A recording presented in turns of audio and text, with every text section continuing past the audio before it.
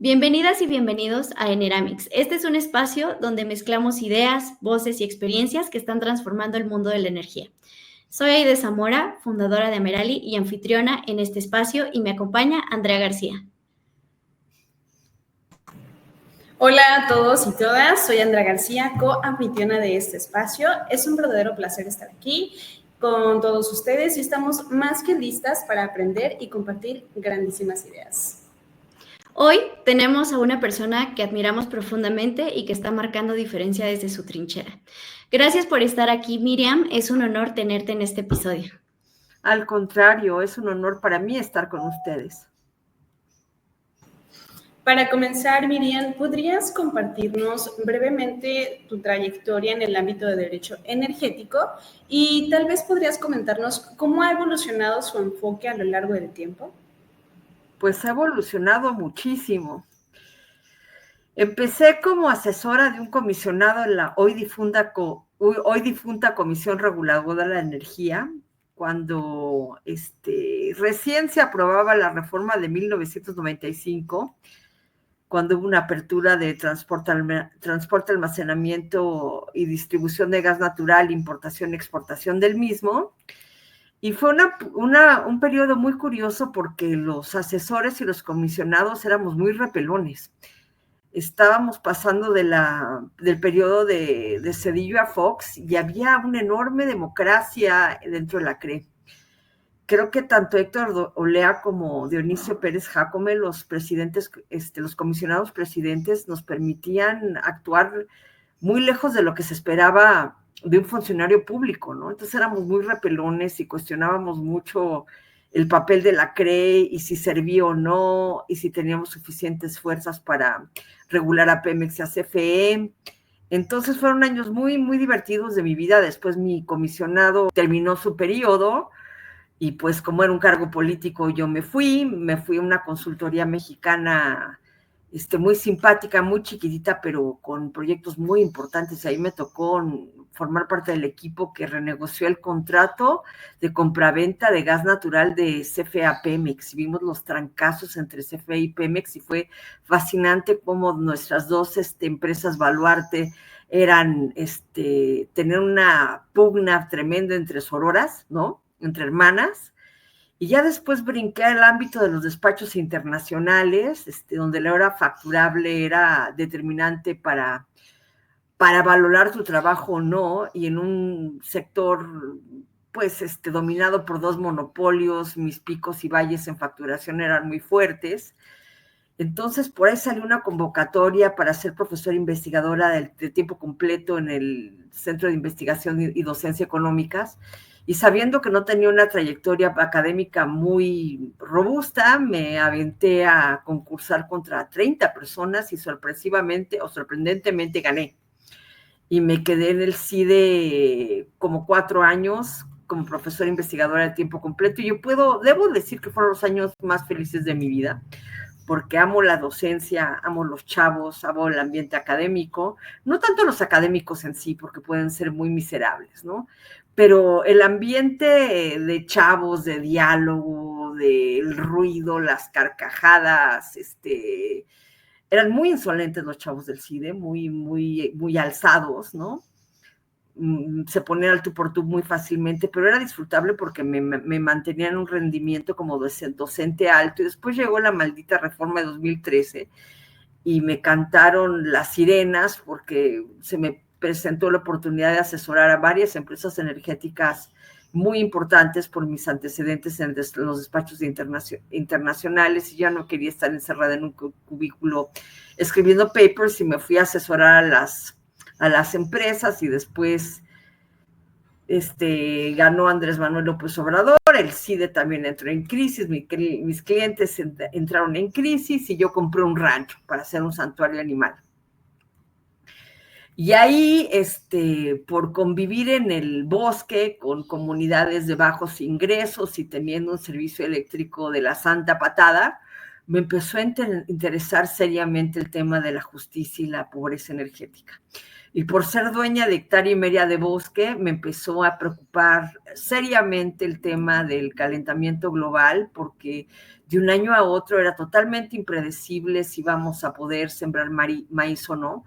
Este año tuvimos una precipitación pluvial muy fuerte, entonces sí hubo muchas milpas, salvo la mía, porque las ardillas se robaron el maíz, pero me volví muy consciente de cómo el cambio, la vida cultural, el clima y la energía guardan un estrechísimo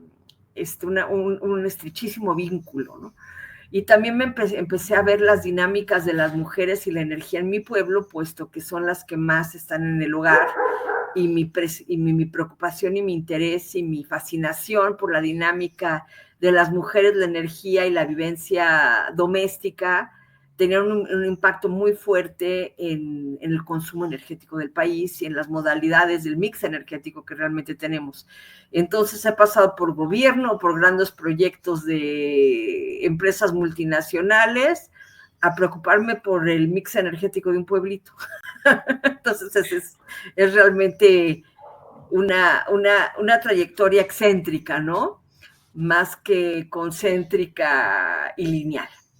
Qué maravilloso, Miriam. Oye, porque justo tienes la perspectiva de estar en diferentes entornos y que al final es a lo que uno siempre aspira, por ponerle una palabra, del tema de sostenibilidad, de desarrollo sustentable, etcétera, de cómo realmente se empiezan como a bajar las piezas. Entonces, pues me gustaría preguntarte desde tu perspectiva, ¿cuáles son los cambios más relevantes, ya sea para bien o para mal, que tú has visto en temas del marco legal, de estos cambios regulatorios que tenemos ahorita en México?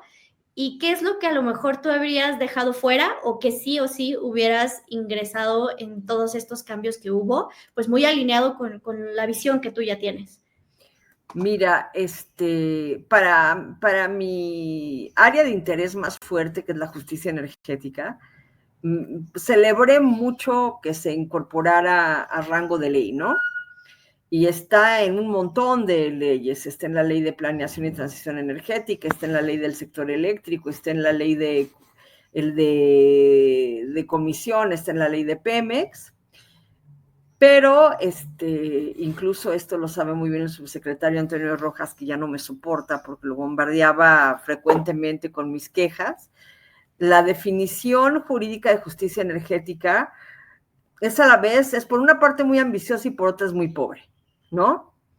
Porque hay una confusión entre pobreza energética y justicia energética. Y pobreza energética, como tú bien sabes, hay de por tu propia trayectoria y por convivir mucho con Carla Sedano, es un problema de acceso y de acceso y de provisión, ¿no?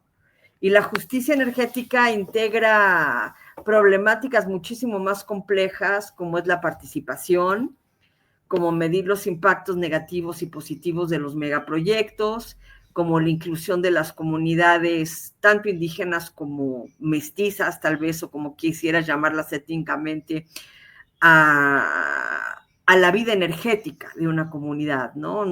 Ya no es que llegue la mega empresa y ponga una escuelita y un hospitalito que se va a quedar sin medicinas a los 2 meses, o una canchita de básquet que no va a tener mantenimiento y se va a inundar y el piso se va a despintar y se va a agrietar y se va a hacer horrible, ¿no? Porque finalmente esa infraestructura necesita mantenimiento, sino integrar a los habitantes de las comunidades a participar, no solo en las decisiones de los proyectos energéticos para ver con qué comulgan, sino también irlos adentrando en la operación de los proyectos, que es una fase más ambiciosa. Eso no lo dice la definición de justicia energética. Dice abatir la pobreza energética, nivelar las brechas de género y incluir a las comunidades, especialmente las indígenas, en la cadena de valor de los proyectos energéticos regionales. Entonces se queda fuera la parte más importante, que es la parte procedimental, que es, número 1, tener acceso claramente a los procesos de decisión, que es algo complejísimo, Y número 2, también la inclusión, no solo en los proyectos, sino que ellos mismos puedan crear sus proyectos de energía, aunque empecemos con cosas muy modestas como un biodigestor con una plantita de gas natural, de gas metano, ¿no? Entonces, por una parte, sumamente ambiciosa porque dice, vamos a cerrar las brechas de género, ¿no? En primer lugar, ¿cómo vas a medir esas brechas de género, Aide? Y tú lo sabrías muy bien, ¿no? Seguramente ustedes dos saben que medir las brechas de género en energía es un dolor de muelas, ¿no? Primero, ¿cómo determinas que es una brecha en el uso de un energético? Y número 2, ¿cómo mides la gravedad o la extensión de esa brecha? No de una forma cuantitativa o cualitativa, pero de forma científica y confiable. Entonces, si van a resolver eso, primero lo tienen que medir. ¿Y quién lo va a medir y conforme a qué parámetros, no? Entonces, eso fue lo que más me entusiasmó y después más me dejó insatisfecha. Y pues ya veremos el reglamento, que yo quería una ley independiente para la justicia energética y nada más me le insertaron un montón de leyes, como en 4 en 5, no de la reforma de Sheinbaum.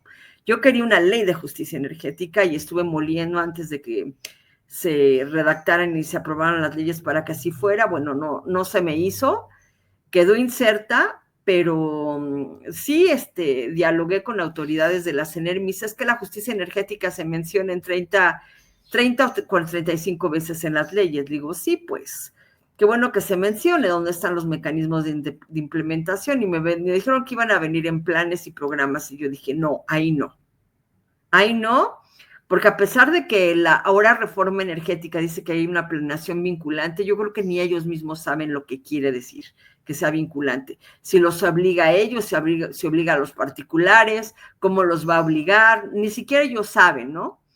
Qué implica la famosa planeación vinculante. ¿Qué hubiera yo evitado? O más bien, ¿qué hubiera hecho yo?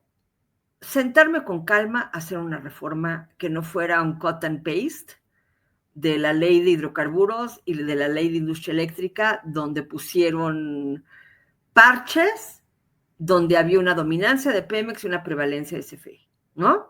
Porque eso fue lo que hicieron. Y cuando yo estaba leyendo la ley del sector eléctrico, la ley del sector hidrocarburos, todo me parecía muy familiar, ¿no? Empecé a tener un déjà vu y dije, ¿estoy loca o esto ya lo leí? O lo he estado leyendo a lo largo de los años. Y sí, lo que hicieron fue meter parches para poner la dominancia de Pemex y la prevalencia de CFE, porque son cosas distintas, ¿no? En las leyes que aprobó Peña. Entonces hay a lo que llamamos los abogados, unas antinomias que son contradicciones en la ley, porque por un lado dice, Pemex será dominante, y después dice, Pemex será sancionada por alterar el funcionamiento eficiente de los mercados. Entonces, mi reacción inmediata es, bueno, ¿en qué quedamos, no? Y tampoco veo un modelo claro, ¿no? Eso es, podría mencionar cosas de las diferentes leyes por separado, pero no es eficiente ni es divertido, ¿no? ¿Qué hubiera hecho yo? Es sentarme con calma, sacar las cosas. No tenía que sacar Claudia las leyes en los primeros meses de su gobierno, a lo mejor recibió presiones políticas, pero lo que sale es algo altamente disfuncional porque hay muchos conceptos elementales que no se entienden. Por ejemplo, la prevalencia de CFE, que se reduce a un 54-46, ¿no? Al famoso 54-46. Pero no sabemos cómo se va a distribuir ese 54-46. Y hoy acabo de ver en mi celular que Iberdrola parece que se va de México, ¿no? Y ya salió en Global Energy, espero que no hayan metido la pata y que yo no esté diciendo sandeces por estar mal informada, que no sea una noticia falsa, porque odio el anglicismo fake news cuando una noticia falsa funciona perfectamente bien dentro de nuestro precioso idioma español. Pero sí veo migración de empresas y las veo porque se sienten incómodas con ciertos conceptos que son muy importantes en la reforma que están indefinidos. También la planeación vinculante, no entienden qué es, que va a haber un proyecto de generación en el instrumento de planeación y que si no cumples a la letra con ese proyecto dentro del instrumento de planeación te van a negar el permiso. Yo creo que en ese caso la inflexibilidad de la planeación haría muy disfuncional el modelo, porque no puede ser tan granular, ¿no? Tienes que ver patrones claros de dónde podría haber un proyecto. Y dicen, bueno, los vamos a incluir en los polos de desarrollo. Y después estuve ahí husmeando en la CENER, porque una de mis una destreza que he desarrollado a lo largo de los años es volverme como detective y sacarle la sopa a la gente por la falta de transparencia, ¿no? Te vuelves una especie de investigadora privada. Y le pregunté a amigos míos de la CENER, cuyo nombre estuve a punto de mencionar, pero qué bueno que todavía tengo ciertos filtros, y me dicen, es que ni aquí entendemos realmente qué son los polos de desarrollo, porque además los sacó la Secretaría de Economía, pero cuando los manda Economía, CENER aparentemente, Economía tenía una noción de lo que era un polo de desarrollo y la CENER otro. Entonces, si no están bien definidos esos conceptos que son el corazón de la reforma de Sheinbaum, puede ser altamente disfuncional. Y me preocupa mucho por el desarrollo de México, por la visión macro, pero me preocupa también mucho por el usuario final. Y el otro día reaccioné un poco, no un poco, reaccioné porque eso de poco es muy mexicano y es minimizar nuestro propio discurso. Reaccioné agresivamente con un amigo porque empezó a hablar del famoso nearshoring, ¿no? Y les voy a decir literalmente lo que le contesté. A mí la inversión en generación para el famoso nearshoring me importa 1 kilo de chorizo. Entonces le abrieron los ojos, ¿no? ¿Cómo puedes decir eso? Le digo, pues es que a mí me importa más la corrupción pandémica y necrótica que sufre CFE Distribución. ¿Por qué? Porque tuve un problema en mis medidores, no sabía que era un problema de CFE, le hablé a un electricista y estuve a punto de cometer un delito y además de ser sancionada con una multa de 66,000 a 248,000 pesos. Porque este señor se ostentó como contratista de CFE y me dijo, me puedo llevar sus medidores por 3,000 pesos. Y yo tuve una muy mala sensación y en ese momento me puse a investigar en mi celular lo que implicaba y le dije, de ninguna manera se los va a llevar. Me dice, bueno, entonces quédese sin servicio 60, 90 días en lo que viene CFE a arreglar su problema. Eso se llama extorsión. Y después me enteré que este señor está coludido con el encargado de CFE en mi pueblo para que si no le sueltas 3,000 pesos el electricista, de los cuales 2,500 pesos se van al encargado del servicio en mi pueblo, no permiten que las cuadrillas lleguen a tu casa. Entonces, pues yo como tengo miles de contactos dentro de comisión, empecé a pedir auxilio y las cuadrillas llegaron dentro de un plazo de como a las 48 horas, ¿no? Pero imagínense toda la gente vulnerable que no tiene contactos en CFE. Yo porque tengo contactos hasta con directores y les conté y que me había resistido a la extorsión del electricista y del encargado, pude resolver mi problema, pero la gente sí paga los 3,000 pesos, sí cae en el supuesto de cometer el delito y la falta administrativa, incentivada por el encargado de electricidad en mi pueblo. Entonces, lo que pasa con el nearshoring, bueno, de esos hay 98, el 98% de los expertos de la energía, los 99 están preocupados por el nearshoring. Les dejo a ellos esa causa, ¿no? porque el 1-2% que les importa lo que pasa en las comunidades, pues tenemos otras preocupaciones, ¿no?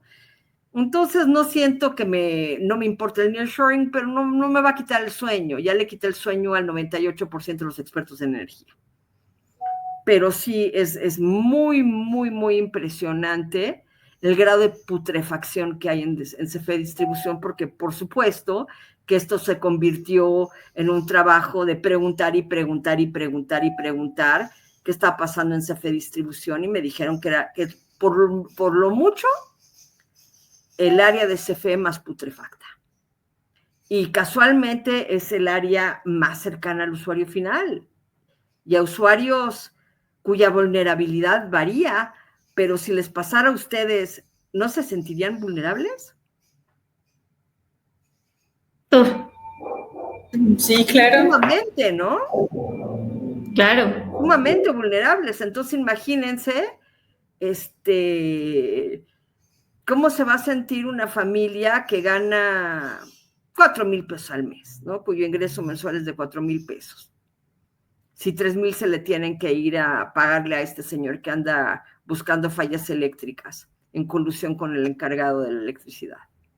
Claro, y también mucho el acceso a la energía, ¿no? O sea, que también todavía tenemos mucha intermitencia, muchas regiones que todavía no tenemos acceso a energía, llámese eléctrica o incluso también térmica, ¿no? Así es, así es. Y cuando tenemos acceso, es un acceso muy precario, ¿no? Es lo que llamaría Carla Sedano la vulnerabilidad energética contra la pobreza energética, que podría ser una carencia total de energéticos, ¿no? Pero sí, hubiera querido ver en las leyes no una entronización de CFE o una hiperresponsabilización de CFE, no sé si existe la palabra responsabilización, pero porque ahora CFE tiene que cargar con grandes usuarios por la prevalencia y por los usuarios vulnerables por justicia. Entonces, no va a poder, simplemente no va a poder. Entonces, hubiera querido ver más inclusión del sector privado en programas de justicia energética y más equidad de acceso en los proyectos más rentables, también de CFE y de los particulares. Y también eso de que haya de chile, de dulce y de mole, que haya mercado, que haya empresas mixtas, tanto en Pemex como en CFE, y que haya las zonas exclusivas de CFE, como que Verónica Astorza, mi amiga, lo puso muy bien. Es que no ves dónde están, no ves las rayas de la cancha finamente y claramente trazadas, ¿no? ¿Dónde va a acabar y empezar el mercado? Porque además todas van a necesitar de un recurso, todas las modalidades van a necesitar de un recurso escaso llamado transmisión y distribución. Entonces, ¿a quién vas a despachar primero? ¿A las mixtas, a CFE, a los particulares? Hay muy poca claridad. Y bueno, en hidrocarburos, ¿qué les puedo decir? Acabo de hablar mucho de la electricidad porque ustedes son más cercanas a ese subsector, pero en hidrocarburos las empresas mixtas o los contratos mixtos de petróleos mexicanos, ya anunció el director general de Pemex que ya tienen a 14 y a 15 o a 17 postores para los contratos mixtos, y yo dije, nosotros no hemos visto el contrato, nosotros no hemos visto el proceso licitatorio, ¿no? Entonces, ¿qué tipo de actores van a hacer esas alianzas con Pemex y qué incentivos van a tener cuando Pemex no le puede pagar a sus proveedores? Y por ejemplo, los ductos de gas, no hay acceso abierto a los ductos cuando se trata de ductos de Senagas o de CFE. Es decir, ¿perdón? Sí, perdón, Miriam. Y respecto al sector renovable, ¿Cuál es tu postura realista respecto a este sector? O sea, ¿considera que hay una política seria detrás o crees tú que hay una sola narrativa? Creo que es aspiracional, ¿no? En cuanto al sector y está muy atado a la capacidad de CFE de convertirse en una empresa generadora con energías renovables, porque no puedes hacer la metamorfosis de la noche a la mañana. Y si CFE va a tener el 54 para arrancar y todos los particulares parece que están al son de la marcha Zacatecas, pues vamos a tener un problema grave de infraestructura, porque la única energía renovable, y no sé si las hidros se deben de considerar renovables, se pueden considerar limpia, pero el agua no es un recurso renovable. De hecho, tenemos un estrés hídrico marca Llorarás, y Laguna Verde, pues que no sabemos en qué estado esté esa cafetera, ¿no? Pero, ojo, y lo dijo Irena cuando dijo que las petroleras quieren volverse empresas de renovables. Bueno, es que es como si yo a los 61 años dijera, ya quiero ser neurocirujana, ¿no? No tengo las destrezas, no tengo el estudio, no tendría que hacer la inversión, no tengo el tiempo. CFE para ser prevalente y para ser renovable, pues tendría que transformarse de forma muy importante y tener dinero y tener el know-how, y lo que sabe hacer CFE medianamente bien es ciclo combinado, hidroeléctricas. Entonces, que mañana CFE vaya a tener un despegue ambiciosísimo con eólica y solar, y no vayan a empezar con que también van a generar con maremotriz porque me doy un balazo, ¿no? Porque también también hablan de que se van a meter a la geotermia, pero la geotermia tiene sus aristas también socioambientales, hay que perforar y son pozos también como los petroleros, no tienen un impacto ambiental importante. Entonces yo creo que la presidenta realmente quiere dejar su impronta, porque después de todo es una mujer muy reconocida como científica de cambio climático, pero no le va a dar tiempo, porque estas políticas públicas en materia energética que viven y mueren en 6 años, ya vimos, ¿no? Yo estoy en cierto duelo y ya debería de superarlo con la reforma de Peña. Ya no quiero ser su viuda porque no me hace bien ni a mi voz, ¿no? Como especialista. Y veía muchas cosas muy problemáticas, mal hechas incluso en la reforma de Peña, pero por lo menos representaba una plataforma mediante la cual podía haber desarrollo. Ahora sí, me preguntan si la reforma de Peña tenía lo necesario para atacar pobreza energética y injusticia energética. Decididamente no, era una reforma desarrollista, y era una máquina muy pesada que podía aplastar a personas vulnerables. Y es de lo que siempre me quejé. Y que iban a bajar las tarifas por arte de magia, me parece una falacia desde el primer día, ¿no? Porque no había condiciones de mercado. La competencia y la reducción de precios es algo que sucede con el tiempo, y pues en 6 años, por más que corrieran, no se iba a dar. Y también hay cierta amnesia, ¿no? Porque me acuerdo cuando empezó toda la bronca contra las renovables y el acuerdo de confiabilidad, que fue el primer acto administrativo cuando las renovables no se podían, no podían ni hacer pruebas ni interconectarse a la red, que empezaron a quejarse los del CCE cuando... ¿Se acuerdan cuando se aprobó la ley de transición con Peña? Que teníamos reforma constitucional en 13 y leyes secundarias en 14. La ley de transición se ha de haber aprobado el 15-16. ¿Por qué creen que se tardó tanto en aprobar? Porque los industriales no la querían. No la querían. No querían ni comprar CELS, ni querían ser penalizados por el uso de gas natural. Entonces, ellos demoraron la ley de transición energética en el sexenio de Peña. Entonces, cuando pasa todo el ataque antirrenovables con Bartlett, y yo veía los comunicados del CCE, de la CONCAMIN, de la Coparmex, y dije, híjole, estos tienen una memoria de chícharo, de veras. Tiene la memoria que tenía mi máquina Commodore 64 por ahí de 1986, o sea, nada, ¿no? Todavía funcionan con floppies. No, este país nunca ha tenido una vocación de transición energética, nunca. Oye, Miriam, y con eso en mente, en tu experiencia y con todo lo que has visualizado a lo largo de los años y tu trayectoria, si tuvieras una bolita mágica, ¿tú cómo ves en 10 años que va a seguir este tema de transición energética? Y justo, pues estas líneas que tanto hemos platicado a lo largo de esta charla acerca de transición energética, de pobreza energética, ¿crees que sí se puedan atender o vamos a seguir igual que ahora? Yo creo que vamos a empeorar. Porque la capacidad de ejecución para mejorar para eliminar la pobreza energética es gigante, ¿no? Es desde desplegar investigadores, funcionarios públicos, expertos a las áreas remotas para conocer sus condiciones.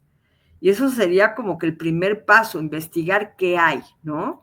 Y no se puede reducir a que tú vayas, Aide, o que tú vayas, Andrea, o que Carla vaya con Harriet y con Carla Chica, ni con las visitas de Rigoberto García Ochoa, ni las mías, ¿no? O sea, no. Necesitas ejércitos para conocer fehacientemente y de primera mano cómo está viviendo la gente. Entonces, en esa materia, mientras no conozcamos la magnitud del problema y lo tengamos bien identificado y por dónde vamos a empezar, yo creo que puede haber un empeoramiento, ¿no? Y hace semanas o algunos meses me sentía menos inquieta, pero la migración de las empresas privadas me está preocupando enormemente. Hoy que vi porque yo sentía que Iberdrola ya era la niña de los ojos de Morena, ¿no? Después de la compra de las plantas y de todo el panchito que sacaron, que eran unos gachupines colonialistas que explotaban al pueblo de México y después el arreglo con la compra de las plantas. ¿Sabí que se van?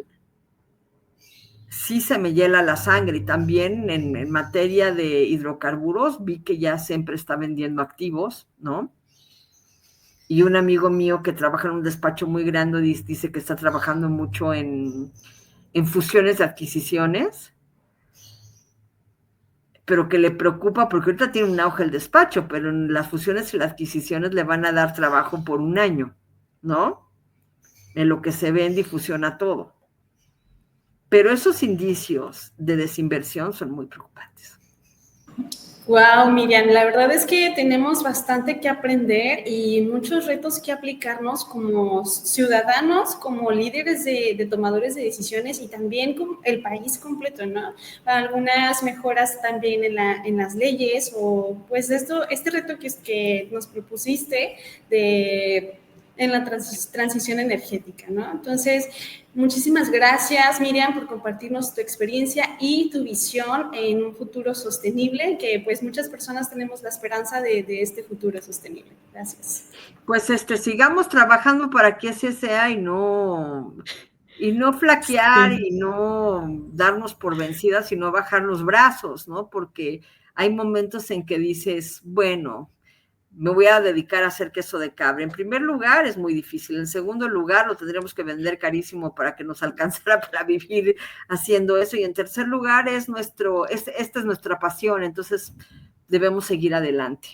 Totalmente, Miriam. Nos dejaste con muchas reflexiones, algunas preocupaciones que coincidimos y ya hemos también detectado, otras más que no las teníamos, pero justo ese es lo importante de estos espacios, de escuchar las diferentes perspectivas. Y para ir cerrando este episodio, pues nos encantaría que pudieras compartir con nuestra audiencia un reto de un hábito cotidiano que tú tienes, una acción consciente o una pequeña decisión que pueda contribuir a el cuidado del planeta, a un uso más responsable de la energía y, ¿por qué no?, también empezar a pues hacer algo por el tema social.